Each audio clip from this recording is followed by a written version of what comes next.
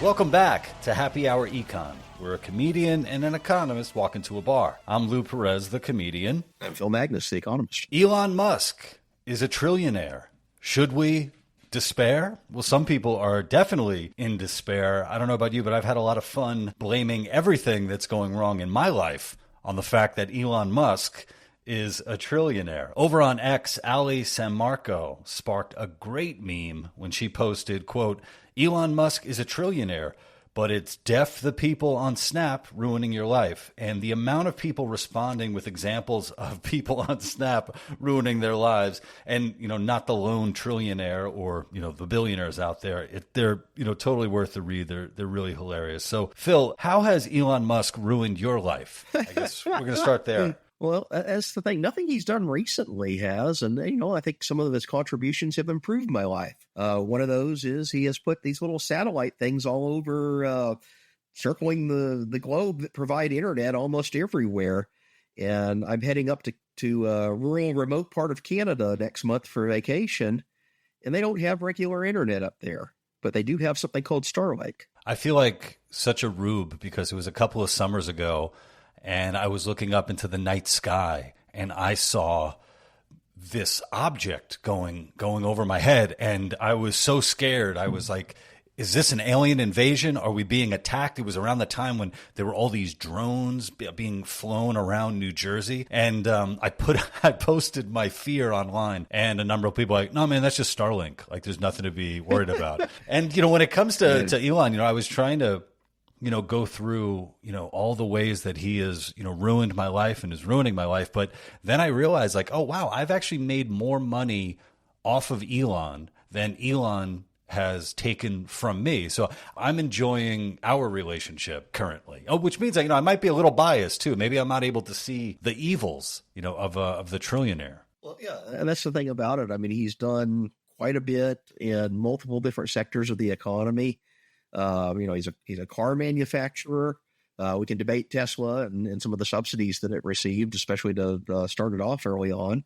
He's putting things in space, providing internet worldwide, and runs a giant social media platform that I think we get a lot of consumption value out of. One thing that I hear a lot of critics point out is the idea of a trillion. Like, you can't even fathom it. It is just so unthinkable and therefore shouldn't exist in the first place. Well, I joke, and I've pointed this out a few times in the last couple of weeks. I was technically a trillionaire before Elon Musk ever became a trillionaire. It's because I have one of these Robert Mugabe Zimbabwe dollars that they printed in their hyperinflation period, and it says $1 trillion note. And you used to be able to get these things on the internet for like pennies and stuff, and they're more of a novelty. But what's so magic about the number trillion other than it's easy to say and it looks very, very big?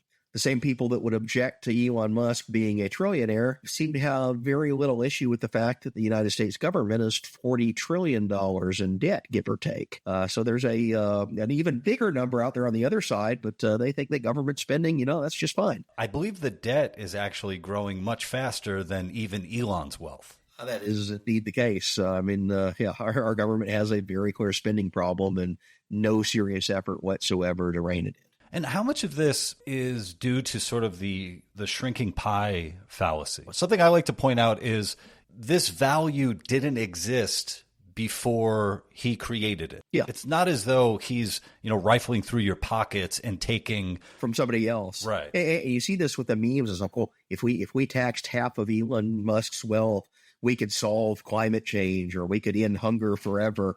And oftentimes these are people that, they're really, really bad at math, and they end up being a couple of zeros off on what they think it would. If you tax the entirety of Elon Musk's wealth, it would barely make a dent in the federal budget.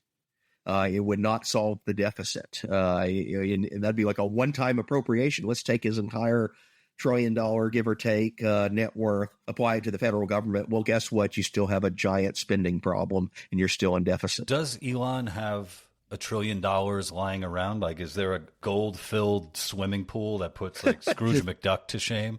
And that's the other part of it. It's $1 trillion on paper, but it's not liquid assets. It's not something like he can go down to his vault and acquire $1 trillion in cash or coins or something that he could go spend. Most of this is tied up. And the reason that he was bumped over the 1 trillion mark was that one of his companies, SpaceX, in which he was one of the largest shareholders because he's the founder of it, had its initial public offering, went public on the stock market last week. And in so doing, their original IPO, I think they offered the price there at $135 a share, and it opened already at $150 a share, and since then it's gone up even further.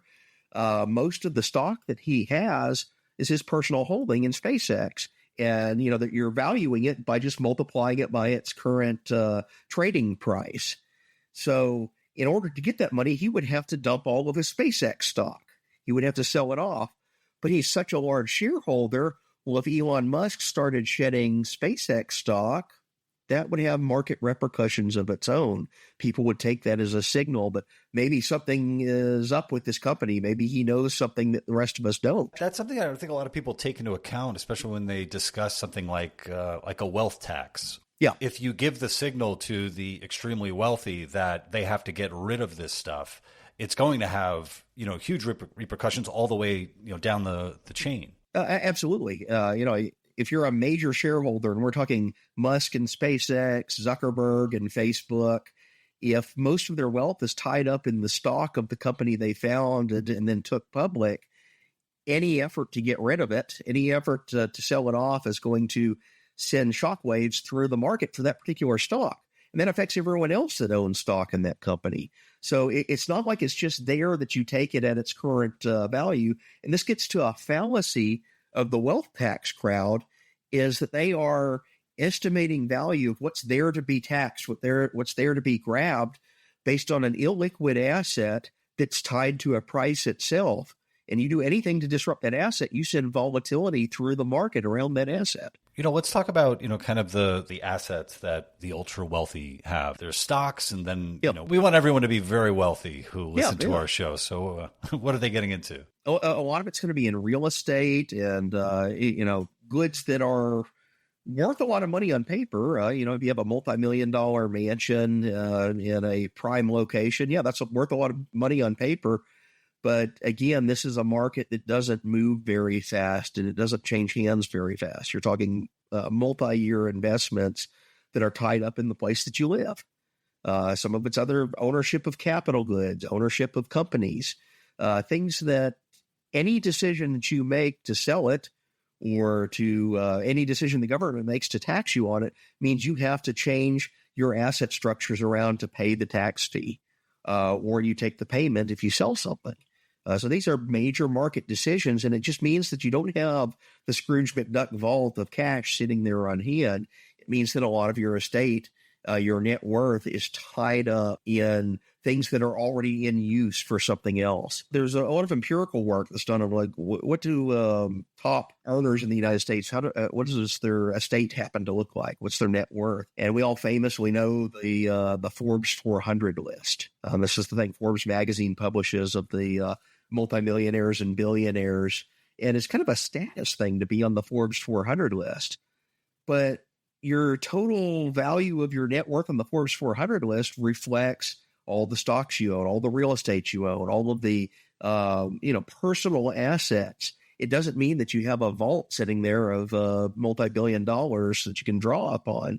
And this comes into a mistake because you get someone like Bernie Sanders. He looks at the Forbes 400 list and he's like, there's money I can tax, but it's not really taxable without sending out market repercussions throughout the entire list. Yeah. And what would the wealth tax repercussions be? What kind of impact will they have on shareholders? Or is there a potential loss of jobs? There is absolutely a potential loss of jobs.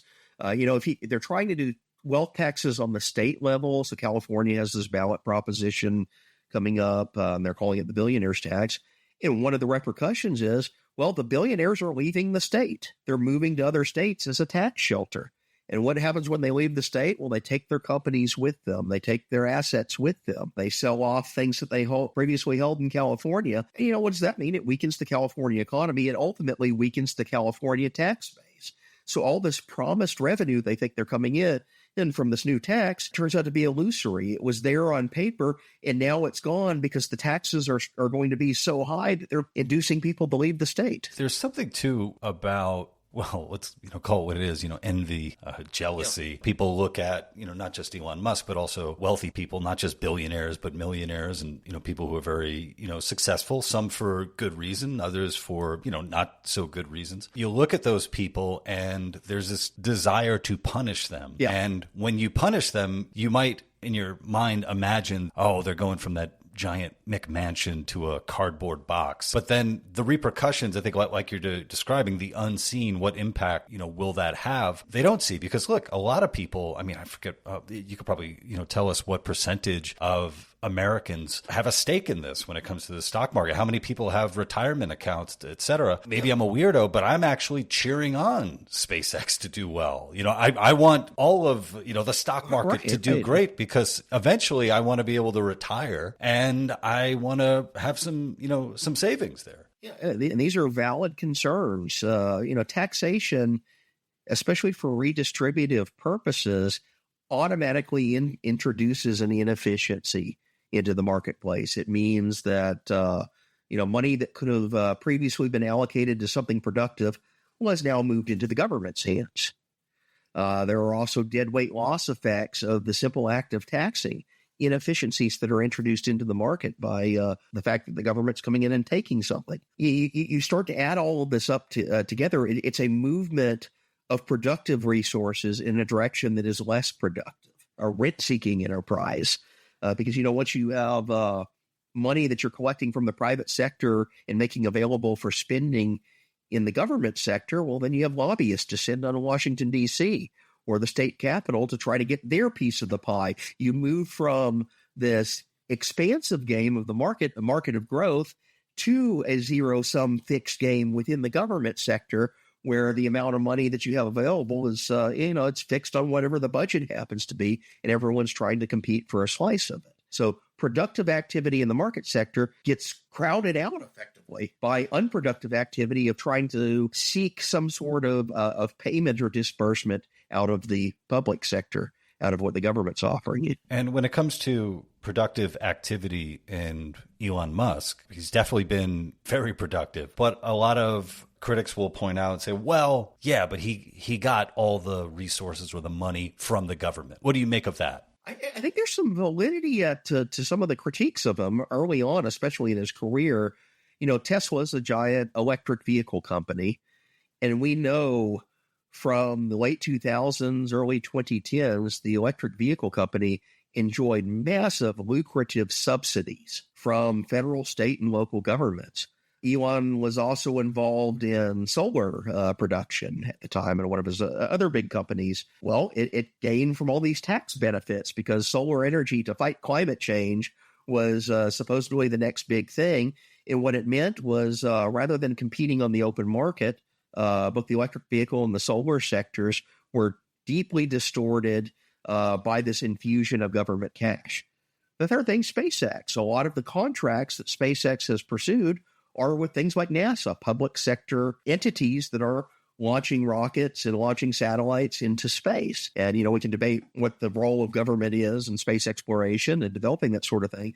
But it is as clear as day that a lot of that money is coming from contracts with the government. Now, we can critique all of that. Yeah, I think it is a valid part of Elon's wealth, to point out that not all of it is private sector creation. Some of it is determined by government contracts and government benefits and subsidies for solar and electric. The question there is, who created those policies? A lot of times it was Barack Obama. A lot of times it was the progressive left because they thought Elon was one of them in one sense, so they didn't critique him at the time. Like all these people that are saying Elon's too wealthy now were cheering him on when Tesla was supposedly going to be the thing that saved us from climate change. And therefore, we had to regulate the internal combustion engine out of existence and give tax benefits and subsidies to purchasing battery-powered vehicles. And it's like, okay, well, pick your side. You can't view that as a moral imperative to subsidize the private sector to fight climate change and then get mad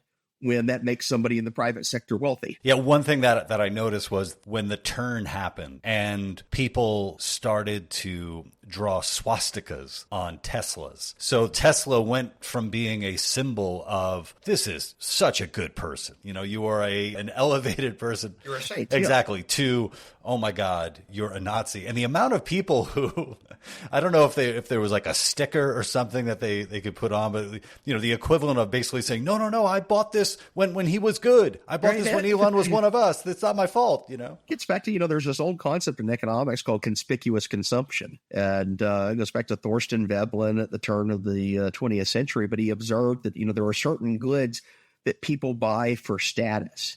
Not because that's the one thing that they really want. And, the classic example is you get a big, fancy, expensive, flashy watch.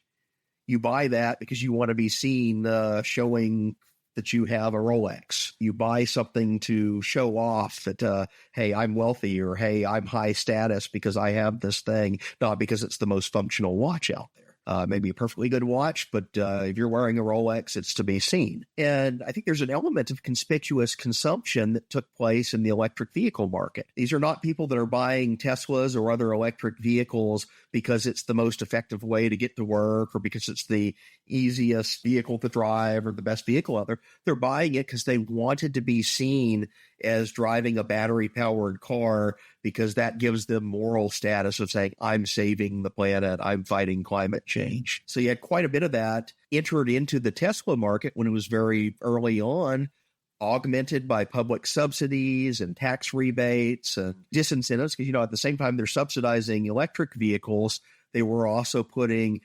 stricter environmental emission standards on regular vehicles.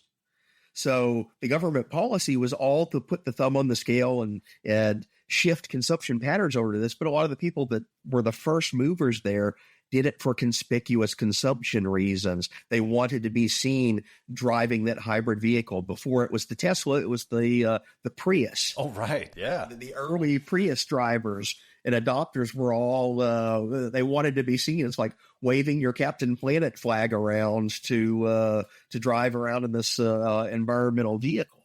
So you had that element in it. And, that consumption base, if that's your main motive for buying something, then suddenly Elon's politics shift in a different direction. Or as he would have put it, the left went so woke, they kind of left him behind. We can debate. I don't always agree with his politics. I don't hate his politics either. But a very virtuous, signal-obsessed sector of society also happened to be the conspicuous consumers of Tesla early on because of environmental reasons. And all of a sudden they're owning a car, and now the public face of that car is no longer part of their team politically. So yes, they object. They buy the sticker that said, I purchased this before he went bad, or then they start defacing Teslas. I was there when he purchased Twitter. I was there when he decided to rename Twitter to X. I didn't know you were able to trademark a single letter. A single letter of the alphabet. And, at the time, the prophets were saying he's going to doom this social media app. Yeah. He fired a huge amount of people from the Twitter staff. And, you turn around and the man's a trillionaire. I don't know. It's it seems like he has a pretty good head on his shoulders when it comes to actually investing this stuff. He does seem to recognize waste, and he does seem to operationalize that. Remember, this is the guy that also, he went in there in the Doge, and we can critique the Trump administration, the way that it executed Doge. It never made anything permanent. But I think Elon's mentality going into that was probably in the right place, recognizing that there was waste around him all over the place. When he buys Twitter, what does he do? He discovers that it has all these teams of superfluous employees that are basically doing social justice activism in the higher ranks of the company. And he's like, well, this isn't really necessary to the product. Let's fire that. Let's get rid of it. And everyone's, oh, no, this is going to collapse the app. Remember all those predictions that they were saying, well, Twitter's going to cease to function. The site will be down. And other than the normal hiccups that every social media platform has, it's performed, as good, if not better, than any of its competitors. Yeah, one thing that I've noticed is the search function on the app kind of sucks. But Super Grok is a much better search function than the search function on the app itself. So if any of you are looking for old tweets of mine that I should have deleted, use your Super Grok and you will definitely find them a lot easier. And I go in even a step further. Super Grok is now a better search engine than Google. Yeah. I can ask it a question, and it's not always going to be right. Always check your sources and the links it gives you. But I get better search results than if I were to type the same subject into Google, where the first 12 are to some junk website trying to sell me something. When it comes to the first trillionaire, I think the idea of power, influence definitely, comes up. And, can anyone really be entrusted with that much money, that much power? Well, hey, you hear this. This is the other claim that's made. It's like, well, the wealthy people exercise outsized influence on our politics. First off, no one is sufficiently wealthy to shift the course of the entire ship of state. It just doesn't happen. We're talking even though the wealthiest people in the world, if it's Elon Musk, the trillionaires, or the multi-hundred billionaires, for all the money that they supposedly are dumping into politics and influencing things, the track record just isn't there. One example I keep pointing out, there's this guy named Tom Steyer, who's like a perennial candidate for office in California. And he's this left-wing multi-billionaire, has huge fortunes, and he's run for political office twice, personally. He's like, well, I'm a rich guy. I have the right ideas. I'm going to fund my campaign. And the first one, he ran for president, and he finishes like 15th or something in the primaries, the Democratic primaries. He just never gets off the ground. But you look at the amount of money that he dumped into that, and it's in the tens, if not hundreds of millions of dollars to try to make a name brand for himself. But he wasn't done yet. So he loses the presidential nomination. And then just a couple months ago, he decided to run for governor of California. He's like, all right, well, this is a lefty state. I can get my agenda here. And if you were in California anytime before that primary election over the last several months, and I was out there several times, our main office is located there, it's just wall-to-wall Tom Steyer advertisement. This guy is dumping, ungodly amounts of money into buying airtime, essentially, for himself. Well, he finished third. It's like hundreds of millions of dollars flushed down the toilet, nothing to show for it. This is a real-time demonstration that, buying a political office is not what it was made out to be. The outsized influence simply isn't there. And we have other examples. Michael Bloomberg ran for president and dumped a whole bunch of money into that. Didn't get anywhere. There are, it's not just a Democrat, Republican. There are wealthy people on both sides that sometimes it's successful. And those that do succeed on self-financing their campaign, i.e. Donald Trump, he had some other cachet there. I think it was much more his personality that for various reasons was attractive to parts of the electorate rather than the fact that he's this rich real estate developer guy. I was going to bring up Mike Bloomberg because he was my mayor at one point when I was living in the city. I believe we had I think it was 3 terms we had with him, and I'll tell you what, I really liked being in the city when Mike Bloomberg was mayor. I thought he did a fine job. But one thing that I noticed, obviously Bloomberg, his huge media company and all of that stuff, and one of the things that he really cared about were the size of sodas. Yeah. How much soda, should one person be allowed to consume? And a man with a multi-billion-dollar media company behind him could not persuade Americans, could not persuade New Yorkers to drink less soda. So what did he think he had to do? Well, if I can't persuade you, I'll get into government and try to tax you. Exactly, to make it unlawful to consume the amount of soda. And I think that really says a lot about the psychology of people who do get into politics. This idea that I might not be able to voluntarily get you to agree with me, so I'm going to try to force you. Yeah. It's the quest for control. And you think about it, even the example we're talking about with something like subsidizing electric vehicles. Well, what is that all about? It's like people are not adopting these on their own unless they have a very particular preference for it. And I won't begrudge someone if they want to buy an electric vehicle. It's not for me. It may be for you. But if the government's putting its thumb on the scale and saying, well, if you buy an electric vehicle, we view this as a righteous choice, so we're going to give you a subsidy. But if you don't buy an electric vehicle, you're harming the planet, so we're going to make it cumbersome through regulation. We're going to drive up the cost of regular cars, internal combustion engine cars. Well, that's distorting the marketplace of choice in ways that I would argue is pretty unethical. You can claim that, hey, you want to do this for the righteous reason of saving the planet, but then the very same people turning around and saying, okay, well, here's someone like Elon Musk that built his Tesla empire under the very same policies that we created to incentivize a Tesla empire and disincentivize an internal combustion engine empire, and now we're going to blame him for it. Something's missing from that moral equation. And something, too, to point out is, often you'll hear socialists talk about, worker-owned cooperatives, where the workers should, seize the means of production, own the means of production, own a real stake in their company. And, some good news that comes with someone becoming a trillionaire is that all the people who worked at SpaceX had a little bit of equity in that company. From the top down, you have people like kitchen staff who worked in the cafeteria who are hundreds of thousands of dollars richer. That's a white pill if I've ever seen one. That's the wealth creation effect. It's the person that has now one of the most lucrative, hottest stocks going right now, simply because they worked there and they accrued that as part of their benefits. It's not like Elon Musk stole a bunch of money from somebody. Here he actually did create value with this company. Some of it is public sector supported. Some of it's also private. Like Starlink is a very lucrative private market he's gotten into. That wouldn't exist without SpaceX. Well, here's to your next $1 trillion, whoever you are, whoever becomes the next trillionaire. This has been Happy Hour Econ. We'll see you next week.